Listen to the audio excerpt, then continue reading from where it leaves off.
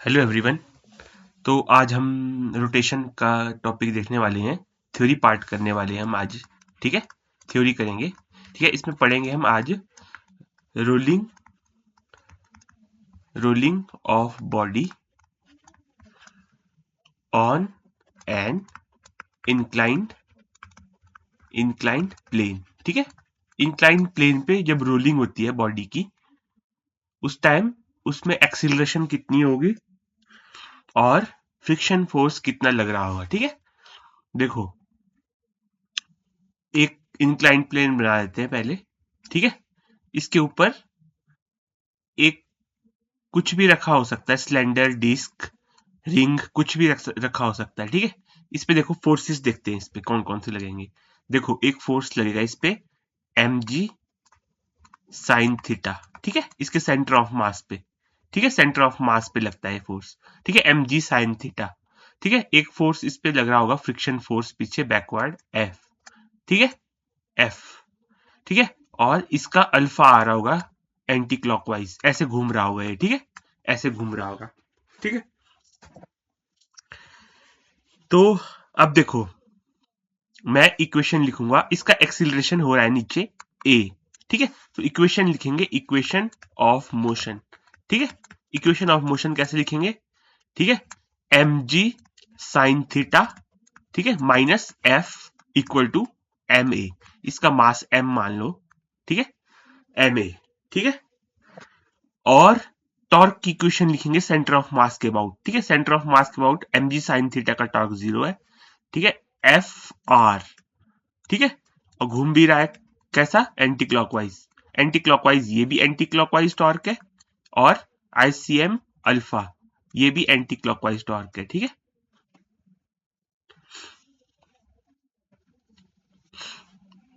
ठीक है, F R equal to ICM alpha. F R equal to ICM कितना होगा, देखो आई को लिखूंगा मैं, आई को लिखूंगा मैं एम के स्क्वेयर के बराबर। के होता है रेडियस ऑफ जायरेशन।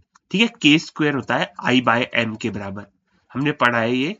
ठीक है, के स्क्वेयर होता है आई बाय एम के बराबर। ठीक है, के होता है रेडियस ऑफ जायरेशन। ठीक है, आई को एम के स्क्वेयर के बराबर लिख सकते हैं। ठीक है, तो मैं लिख सकता हूं यहां पर आई को एम के स्क्वेयर अल्फा। ठीक है, तो देखो यहां पर ये पॉइंट क्या है, रेस्ट पे है। Instantaneous in this point is instant rest पे है, ये इंस्टेंट रेस्ट पे है। ठीक है, इंस्टेंटेनियसली रेस्ट पे है ये पॉइंट। ठीक है, तो v जो होगा, v आर ओमेगा के बराबर होगा, और a जो होगा वो आर अल्फा के बराबर होगा। ठीक है, a जो होगा वो आर अल्फा के बराबर होगा। ठीक है, तो ठीक है, f हो जाएगा यहां से m के स्क्वेयर अल्फा बाय आर। ठीक है, m के स्क्वेयर अल्फा बाय आर। इसको मैं ऐसे भी लिख सकता हूं, f इक्वल टू एम के स्क्वेयर बाय आर।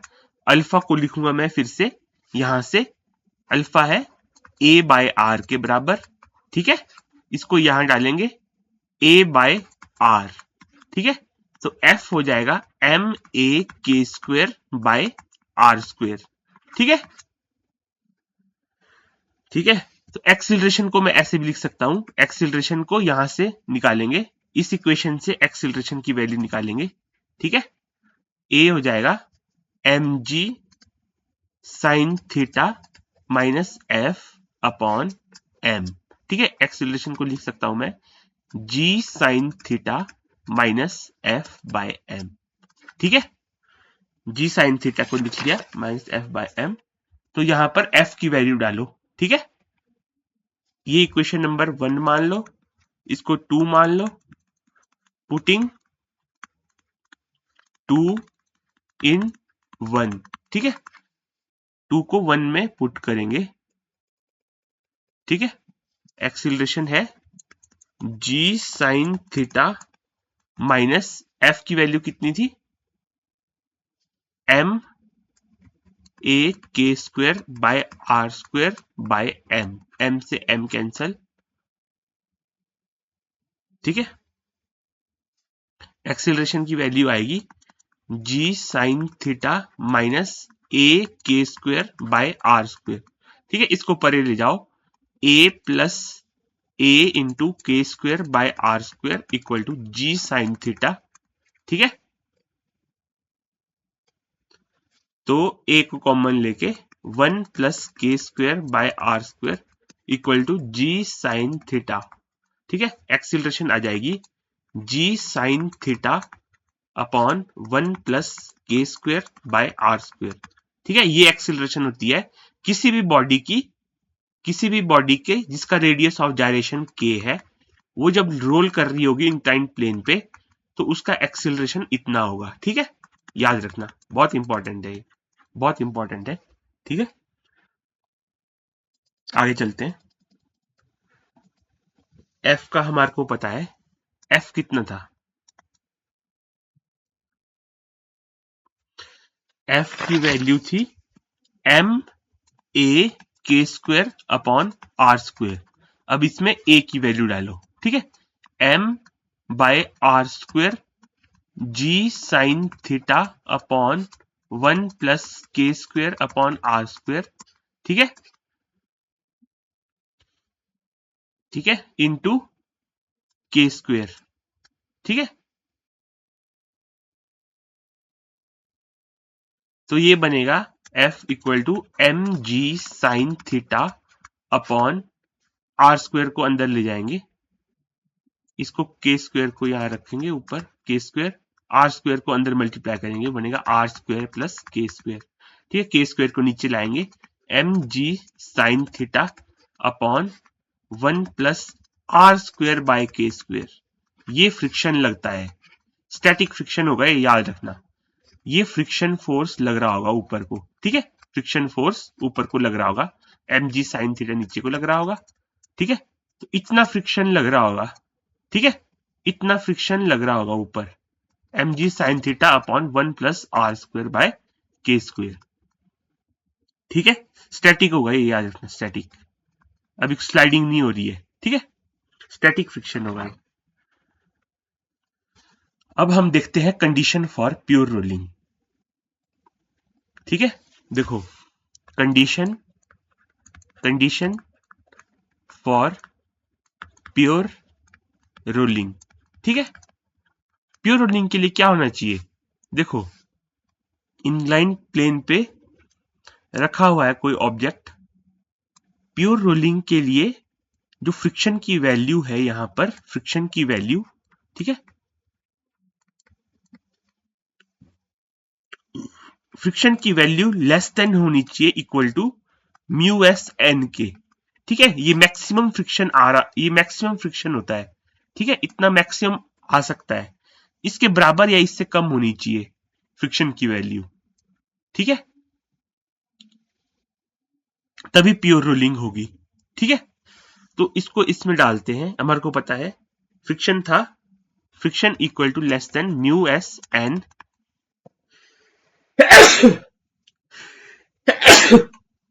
सॉरी, तो फ्रिक्शन था M G sine theta upon 1 plus R square by K square, ठीक है।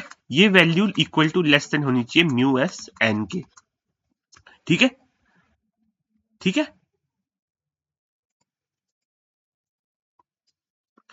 तो M G sine theta upon 1 plus R square by K square less than equal to mu S. Normal reaction कितना होगा, normal reaction inclined plane पे कितना होगा, ठीक है, नॉर्मल रिएक्शन, ठीक है, नॉर्मल ये होगा एम जी नीचे लग रहा होगा, ठीक है, एम जी, ठीक है, ये थीटा होगा, ये भी थीटा होगा, तो ये होगा एम जी कॉस थीटा, ठीक है, normal reaction M G cos of theta, ठीक है। एम से एम को कैंसिल करो, जी से जी को कैंसिल करो, कॉस थीटा को परे ले जाएंगे तो टेन थीटा बनेगा, तो mu S should be equal to greater than tan theta upon 1 plus R square by K square. I hope आपको समझ में आया होगा। म्यू एस की वैल्यू इसके बराबर या इससे बड़ी होनी चाहिए, तभी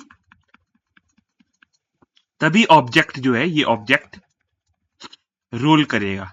ठीक है, रोल करेगा। ये कंडीशन है रोलिंग की, रोलिंग कंडीशन। ठीक है, आगे चलते हैं। ठीक है, इंपॉर्टेंट पॉइंट्स। ठीक है, इंपॉर्टेंट पॉइंट्स इसमें है। पहला पॉइंट देखो, यहां बनाता हूं मैं डायग्राम। अगर कोई बॉडी, अगर किसी बॉडी को हमने वेलोसिटी दी अपवर्ड इंक्लाइन v, ठीक है, जो कि इस डायरेक्शन में घूम रही है ओमेगा से। ठीक है, ठीक है, इस डायरेक्शन में घूम रही है ओमेगा से। ठीक है, तो फ्रिक्शन कहां लगेगा, आपको बताना है फ्रिक्शन कहां लगेगा। कैसे पता करेंगे? देखो, जब भी कोई बॉडी ऊपर जाती है तो उसका ओमेगा कम होगा, क्योंकि वो डिसेलरेट होगी। ठीक है, जब भी कोई बॉडी ऊपर जाएगी, ठीक है, इंक्लाइन प्लेन पे, तो फ्रिक्शन कहां लगेगा? फ्रिक्शन लगेगा अपवर्ड। क्यों लगेगा अपवर्ड? फ्रिक्शन लगेगा अपवर्ड। ठीक है, क्यों लगेगा? देखो, जब ये ऊपर जाएगा तो इसकी एंगुलर वेलोसिटी कम होगी। ठीक है, तो फ्रिक्शन का टॉर्क जो होगा, फ्रिक्शन का टॉर्क इसको अपोजिट डायरेक्शन में अल्फा दे रहा होगा। Angular acceleration, acceleration, angular acceleration alpha opposite direction में है, तो इसकी एंगुलर वेलोसिटी डिक्रीज करने लगेगी। इनिशियली ओमेगा होगी, वहां से ओमेगा से डिक्रीज करते, इनिशियली ओमेगा नॉट मान लेते हैं, डिक्रीज करते हुए ओमेगा नॉट, ओमेगा से ओमेगा पे आ जाएगी, डिक्रीज करते हुए, डिक्रीज हुई। ठीक है, डिक्रीज, डिक्रीज होते हुए। ठीक है, डिक्रीज होते हुए। ठीक है, ओमेगा नॉट से ओमेगा पे आ गई, क्योंकि फ्रिक्शन का टॉर्क इसके ओमेगा को कम करेगा, इसलिए फ्रिक्शन अपवर्ड लगेगा। एम जी साइन थीटा नीचे लगेगा। ठीक है,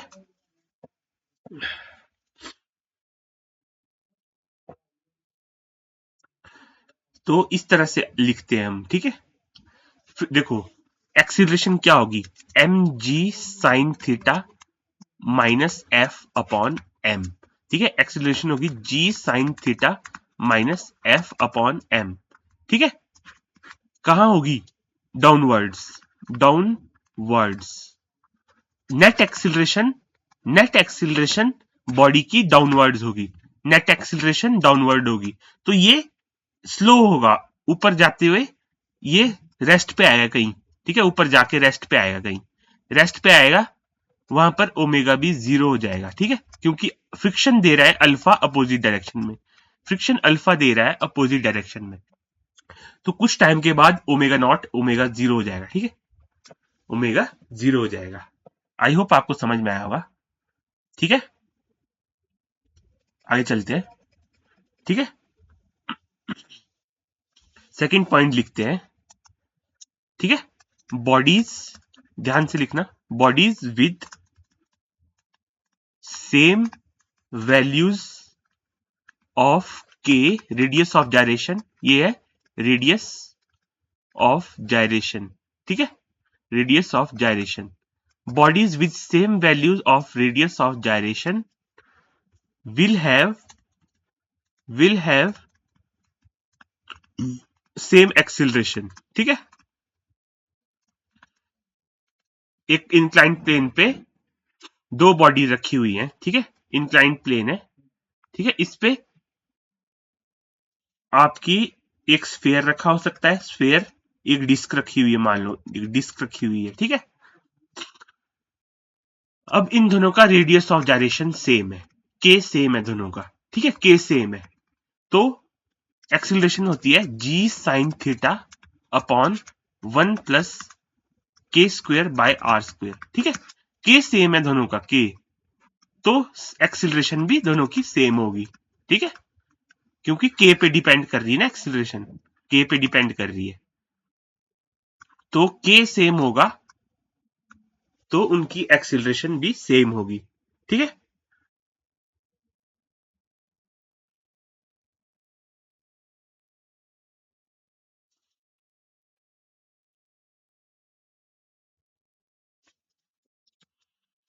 ठीक है। तो अगले आगे चलते हैं थर्ड पॉइंट की ओर। थर्ड पॉइंट है two uniform solid spheres made of different material unequal mass and unequal radii are released from same inclined plane। ठीक है, if they roll they will have same acceleration. ठीक है, इस point को हम प्रूव करेंगे। ठीक है, दो यूनिफॉर्म सॉलिड स्फेयर्स है, ठीक है, मेड ऑफ डिफरेंट मटेरियल के बने हुए हैं। ठीक है, डिफरेंट मटेरियल, अनइक्वल मास है और अनइक्वल रेडियाई है, are released from the same inclined plane, if they roll they will have same acceleration. ऐसा कैसे होगा, इसको देखते हैं। ठीक है, इसको देख लेते हैं। ठीक है, देखो, दो यूनिफॉर्म सॉलिड स्फेयर है।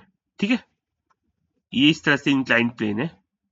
ठीक है, दो यूनिफॉर्म सॉलिड स्फेयर है। ठीक है, अब एक्सीलरेशन 1 की लिखूंगा मैं G sine theta upon 1 plus, ठीक है, के की जगह लिखूंगा मैं के स्क्वेयर की जगह लिखूंगा मैं I by M. I one first का movement of inertia by m1 mass 1 r1 square. ठीक है, यहां से बताऊंगा मैं कैसे इनकी एक्सीलरेशन सेम होगी। इसका मास डिफरेंट है, मास m1 है, इसका मास m2 है, इसका मोमेंट ऑफ इनर्शिया i1 है, इसका मोमेंट ऑफ इनर्शिया i2 है। ठीक है, इनकी एक्सीलरेशन सेम कैसे होगी, देखो यहां मैं जब डालूंगा ना वैल्यू जी साइन थीटा अपॉन 1 प्लस आई की जगह क्या डालूंगा मैं, स्फेयर के लिए क्या होता है 2/5 एम आर स्क्वेयर। ठीक है, M R square, r1 square आएगा। ठीक है, 2/5 एम r1 स्क्वेयर, इसका रेडियस r1, इसका रेडियस r2। ठीक है, 2/5 एम r1 स्क्वेयर, तो यहां m1 है, यहां r1 स्क्वेयर है। ठीक है, तो जब ये कैंसिल होगा, m से m कैंसिल होगा। ठीक है, m1 r1 स्क्वेयर, तो बचेगा g साइन थीटा,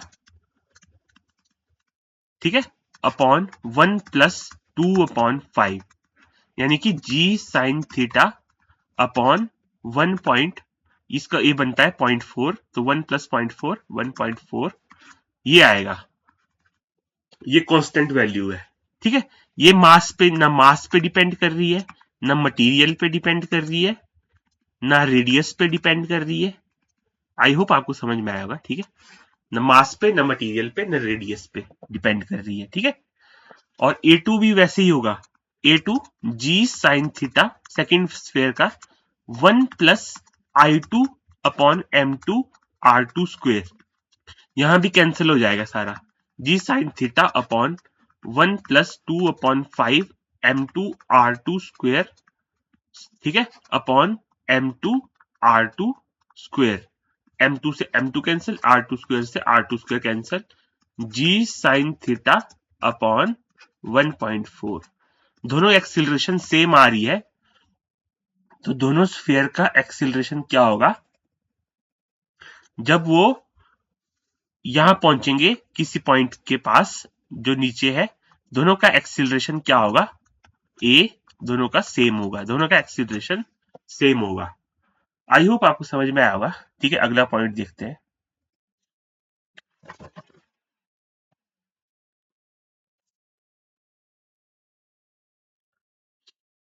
ठीक है, अगला पॉइंट देखते हैं, फोर्थ। ठीक है, if solid sphere and hollow sphere are released from top of incline, then what happens। ठीक है, what happens क्या होगा। ठीक है, किसकी एक्सीलरेशन ज्यादा होगी, किसकी कम होगी। ठीक है, देखो अभी इंक्लाइन से ठीक है, इंक्लाइन से एक सॉलिड स्फीयर है, एक हॉलो स्फीयर है। ठीक है, इन दोनों को रिलीज किया गया एक ही पॉइंट से। ठीक है, नीचे पहुंचने पर, ग्राउंड तक पहुंचने पर किसकी एक्सीलरेशन कम होगी, किसकी ज्यादा होगी, और कौन जल्दी पहुंचेगा, कौन लेट पहुंचेगा, टाइम कितना लेंगे दोनों। ठीक है, वैसे कैसे पता लगेगा। हमारे पास फॉर्मूला है एक्सीलरेशन का, वो वहीं से सब कुछ हमारे को पता करना है। एक्सीलरेशन का फॉर्मूला है जी साइन थीटा। सबसे पहले लिखते हैं सॉलिड स्फीयर के लिए। ठीक है, दोनों का रेडियस सेम है, यहां पर दिया हुआ है। एक सॉलिड स्फीयर है, एक हॉलो स्फीयर है। ठीक है, सॉलिड स्फीयर और हॉलो स्फीयर रेडियस सेम है, दोनों का रेडियस सेम है। ठीक है, दोनों का रेडियस सेम है। ठीक है,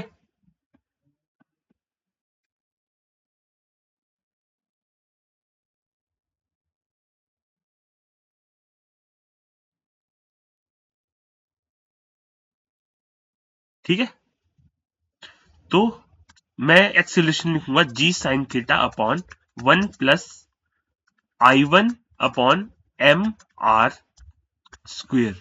मास भी सेम है दोनों का, एम। ठीक है, हॉलो स्फीयर। ठीक है, मास भी सेम है, I1 upon M R square. Solid sphere के लिए लिखेंगे G sine theta upon 1 plus, ठीक है, आई कितना है सॉलिड स्फीयर का, कितना होता है 2/5 M R square upon M R square. ठीक है, ये कटेगा, सॉलिड स्फीयर का आएगा जी साइन थीटा अपॉन 0.4 बनेगा और ये 1.4 बनेगा। ठीक है, 1.4। ये सॉलिड स्फीयर की एक्सीलरेशन आ गई। सॉलिड स्फीयर की, हॉलो स्फीयर की एक्सीलरेशन कितनी आएगी, हॉलो स्फीयर एच लिख लेता हूं मैं, G sine theta upon 1 plus 2/3 M R square upon M R square. ठीक है, कटेगा, ये आएगा G sine theta upon 1 plus 0.666 होता है ना, तो 0.67। ठीक है, तो एक्सीलरेशन हॉलो स्फीयर का कितना आ गया, एक्सीलरेशन ऑफ हॉलो स्फीयर आएगा जी साइन थीटा अपॉन 1.67। ठीक है, acceleration of solid sphere is less than acceleration of solid sphere is greater, sorry, acceleration of solid sphere, ये वैल्यू बड़ी है, इससे इससे ये वैल्यू बड़ी है। ठीक है, acceleration of solid sphere is greater then acceleration of hollow sphere. ठीक है,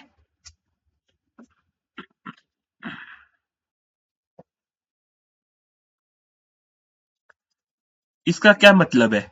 ठीक है, इससे क्या पता लग रहा है, एक्सीलरेशन विल बी मोर। देखो solid sphere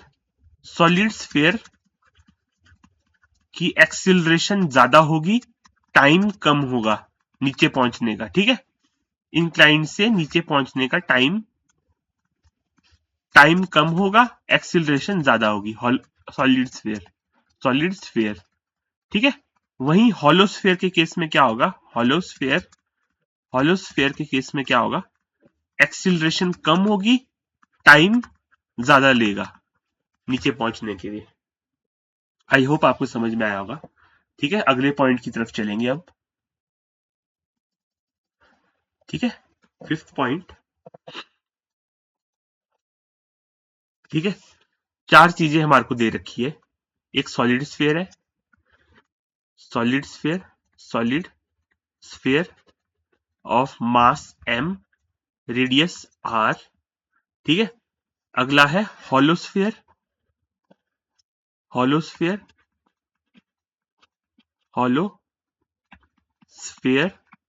of mass m, radius r, ठीक है।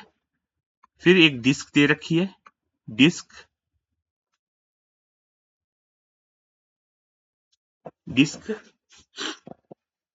उसका मास है m, रेडियस है r, ठीक है, रेडियस है r, ठीक है।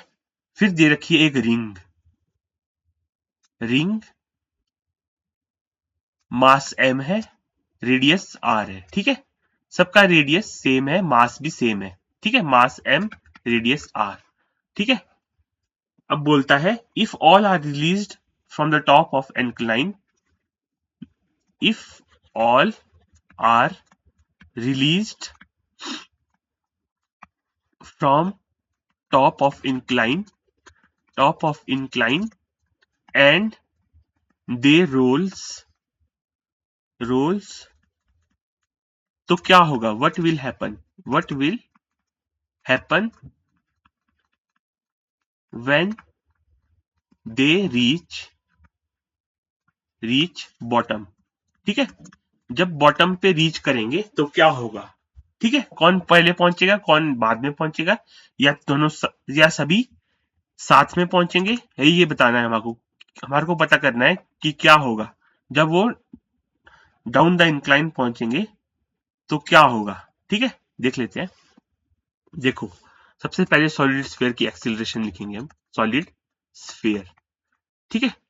जी साइन थीटा, यही फॉर्मूला हमारे को यूज करना है, 1 प्लस के स्क्वायर होता है I by M,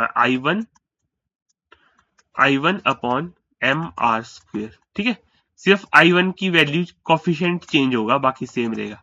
G sine theta solid sphere का 1 plus 2 upon 5 M R square upon M R square, ये कैंसिल हो जाएगा, तो ये बनेगा G sine theta upon 1 plus 0.4, ठीक है। तो ये बनेगा जी साइन थीटा अपॉन 1.4, ठीक है, सॉलिड स्फीयर। अब एक्सीलरेशन ऑफ हॉलोस्फीयर, ठीक है। G sine theta upon 1 plus I2 upon M R square, ठीक है। G sine theta upon 1 plus I2 upon M R square, तो G sine theta upon 1 plus I2 कितना है, hollow sphere का है 2/3 M R square upon M R square, ठीक है। M R square से M R square cancel, G sine theta upon 1 plus 1.67, ये आ गया हॉलोस्फीयर के लिए, ये था सॉलिड स्फीयर के लिए, ठीक है। अब निकालेंगे हम डिस्क के लिए, निकालेंगे acceleration of disc, G sine theta upon 1 plus I3 upon M R square, ठीक है। I3 कितना है, G sine theta upon 1 plus M R square by 2 upon M R square, ठीक है। 1 प्लस 0.5, ये बनेगा 1.5 जी साइन थीटा अपॉन 1.5, ठीक है। डिस्क का आ गया, अब रिंग का निकालेंगे, ठीक है। एक्सीलरेशन ऑफ रिंग का कितना होगा, G sine theta upon 1 plus I4 upon M R square, ठीक है, I4 upon M R square, तो G sine theta upon 1 plus ring का होता है M R square, M R square, ठीक है। ये 1 आएगा, 1 + 1 2 g sin थीटा अपॉन 2, ठीक है। ये वैल्यू लिस्ट है, लिस्ट वैल्यू है, ठीक है। वो 2 से डिवाइड हो रही है। सबसे मैक्सिमम कौन सा है? ये 1.4 से डिवाइड हो रहा है, ये मैक्सिमम है, ठीक है। ये मैक्सिमम वैल्यू है, 2 से डिवाइड हो रही थी, वो मिनिमम है। यानी कि सॉलिड स्फीयर की acceleration, acceleration of solid sphere is maximum, maximum होगी, ठीक है। तो सबसे पहले कौन पहुंचेगा? Solid sphere. Solid sphere will reach early, ठीक है। Time taken will be least. और सबसे लेट कौन पहुंचेगा? Ring. Acceleration of ring is least, ठीक है, लीस्ट है, ठीक है, लीस्ट। तो वो सबसे लेट पहुंचेगी, ठीक है। It will reach at last, ठीक है, at last. Time taken will be maximum, ठीक है, मैक्सिमम। आई होप समझ में आ गया आपको, ठीक है। फिफ्थ पॉइंट की ओर, अगले पॉइंट की ओर चलते हैं, सिक्स्थ पॉइंट की ओर, ठीक है। सिक्स्थ पॉइंट है, if all four objects are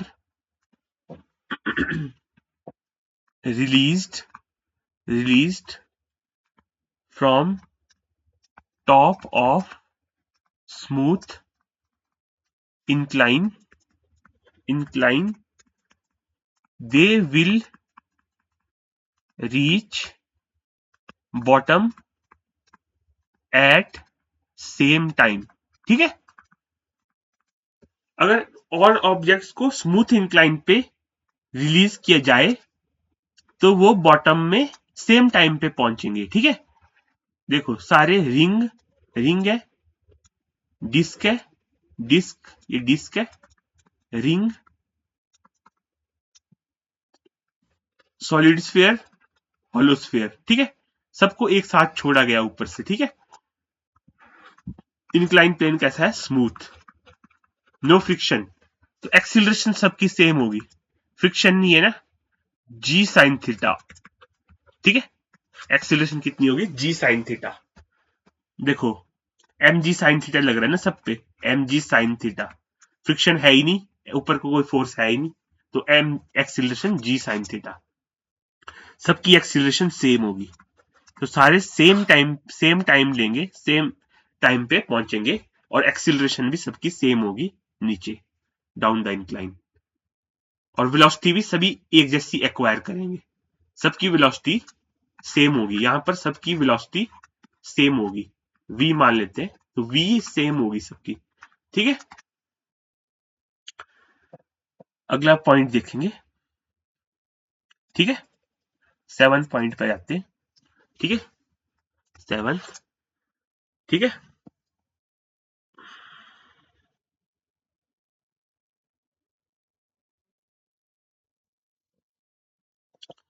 7 point है, if all the objects are released from top of incline and they will slip कर रहे हैं। अगर स्लिप कर रहे हैं तब क्या होगा? ठीक है, स्लिप भी कर रहे हैं, रोल भी कर रहे हैं, ठीक है, स्लिप एंड रोल। फिर क्या होगा? देखो अभी फ्रिक्शन जो होगा वो होगा म्यू एन के बराबर, ठीक है। फ्रिक्शन मैक्सिमम आ रहा होगा, ठीक है। मैक्सिमम वैल्यू कितनी होती है फ्रिक्शन की? म्यू एन, ठीक है। और नीचे लग रहा होगा एम जी साइन थीटा, ठीक है। मैक्सिमम फ्रिक्शन आ रहा होगा सरफेस के बीच में, ठीक है। तो एक्सीलरेशन कैसे लिखते हैं? G sine theta minus F by M, ठीक है। तो G sine theta minus F कितना है, mu M G cos theta by M, M से एम कैंसल, ठीक है। एक्सीलरेशन होगी G sine theta minus mu G cos theta, ठीक है। एक्सीलरेशन की वैल्यू आ गई G sine theta minus mu G cos theta acceleration. तो एक्सीलरेशन ना तो मास पे डिपेंड कर रही है ना रेडियस पे डिपेंड कर रही है, ठीक है, ठीक है।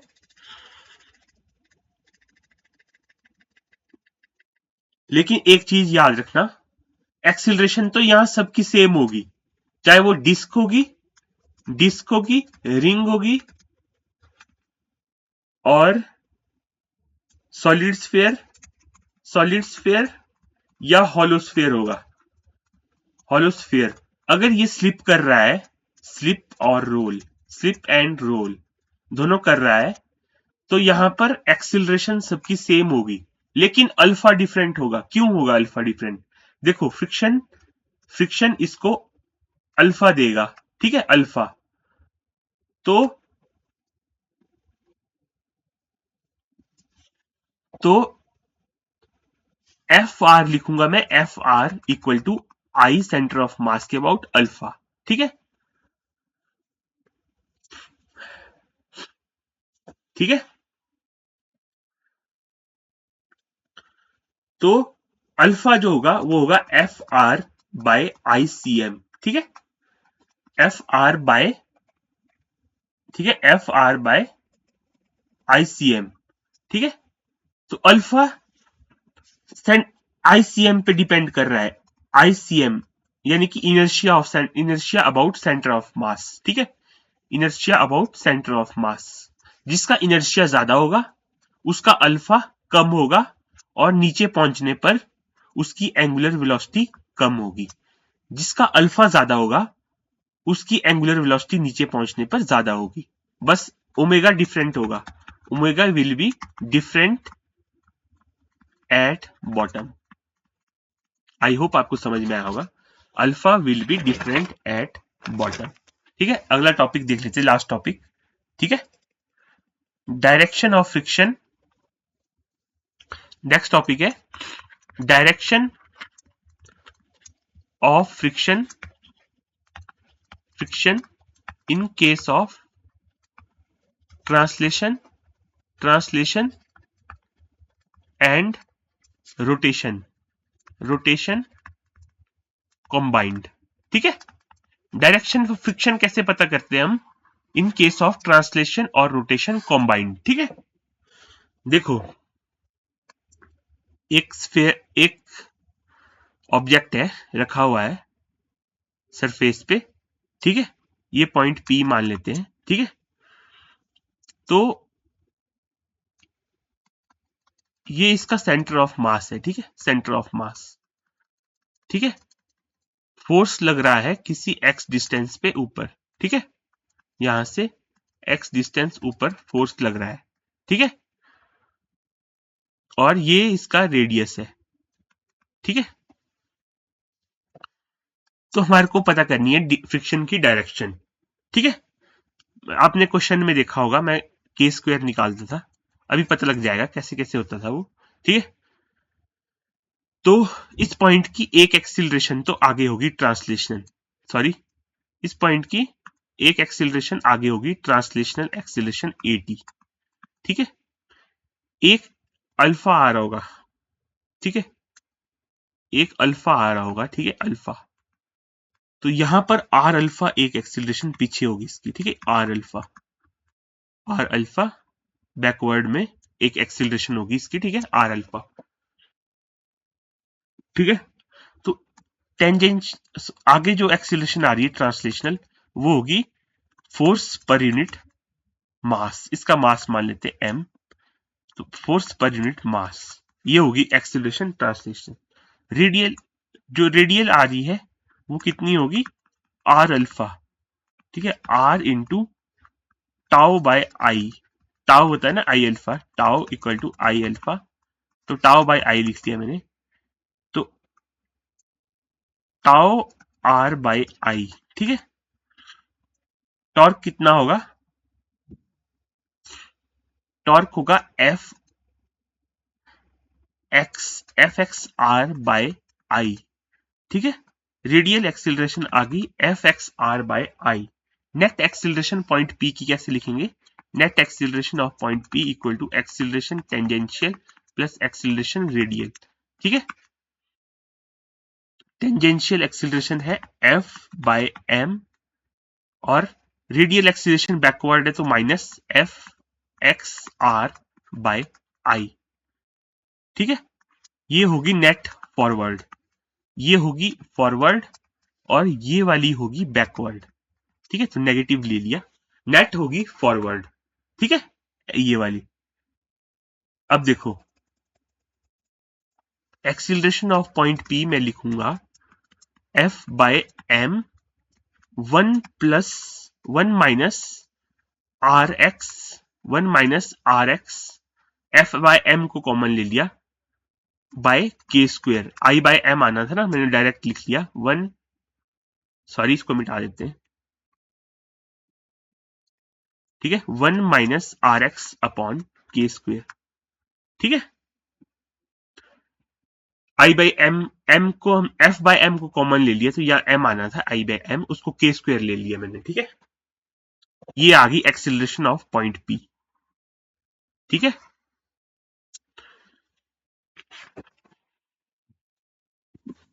अब देखो यहां से हमारे फ्रिक्शन की डायरेक्शन कैसे पता चलेगी, देखो ये वैल्यू जो होती है 1 minus R X upon K square, अगर ये जीरो से बड़ी हुई, ठीक है, अगर ये जीरो से बड़ी हुई ये वैल्यू, तो एक्सिलरेशन पॉजिटिव आएगी, यानी कि फ्रिक्शन लगेगा, फ्रिक्शन एक्सिलरेशन पॉजिटिव आएगी, आगे को फ्रिक्शन लगेगा बैकवर्ड, बैकवर्ड, ठीक है।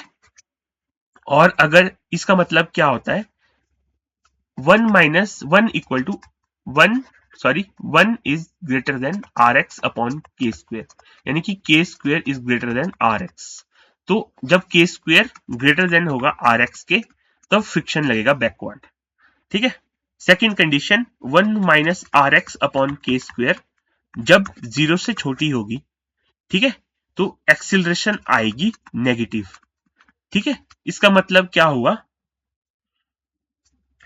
एक्सिलरेशन है बैकवर्ड डायरेक्शन में, बैकवर्ड डायरेक्शन में, फ्रिक्शन लगेगा फॉरवर्ड डायरेक्शन में, फॉरवर्ड फ्रिक्शन, फ्रिक्शन लगेगा फॉरवर्ड डायरेक्शन में, यानी कि के स्क्वेयर आएगा लेस देन आर एक्स।